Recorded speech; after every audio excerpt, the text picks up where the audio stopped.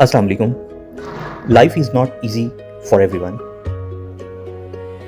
कुछ लोग काम करते हैं और बड़ी मेहनत के साथ काम करते हैं। ये देखें, ये जो आदमी पेंट कर रहा है, ये बहुत ऊंची बिल्डिंग है जिसके ऊपर ये पेंट कर रहा है और इसने 2 सीढ़ियों को आपस में कनेक्ट किया हुआ है और एक साहब जो हैं वो अलमारी के अंदर खड़े हैं और खिड़की से यहाँ से पेंट कर रहे हैं। और वो जो सीढ़ी वाला साहब है उसके ऊपर एक छत के ऊपर एक आदमी है जिसने इसके पेंट को, डब्बे को पकड़ा हुआ है और फिर ये लोग पेंट कर रहे हैं। कहने का मतलब ये है कि आप सब लोग इन लोगों की रिस्पेक्ट किया करें। हम लोग अक्सर जब अपने घरों में भी पेंट करवाते हैं तो हम सब लोग मिस्त्रियों को, मज़दूरों को और ये पेंटर जो होते हैं इन लोगों को हम लोग बहुत ज़्यादा बातें सुनाते हैं कि ये काम ऐसे नहीं कर रहे, ऐसे कर रहे हैं, ठीक नहीं कर रहे।